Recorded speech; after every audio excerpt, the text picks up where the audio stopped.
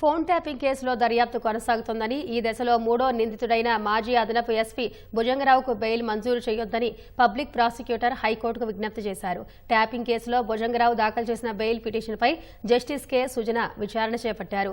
PP పల్లె నాగేశ్వరరావు వాదనలు వినిపిస్తూ నిఘా విభాగాల్లో సాధారణ, భద్రత, కౌంటర్ ఇంటెలిజెన్స్, ఎస్ఐబి అని 4 విభాగాలుంటాయని తెలిపారు.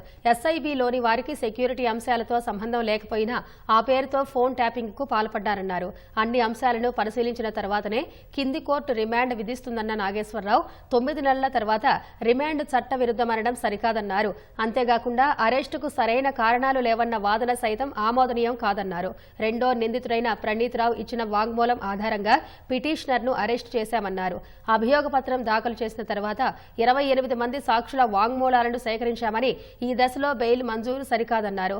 అంతకుముందు పిటిషనర్ తరఫు న్యాయవాది ఉమామహేశ్వరరావు వాదనలు వినిపిస్తూ ఈ కేసులో పిటిషనర్ను అక్రమంగా ఇరికించారన్నారు.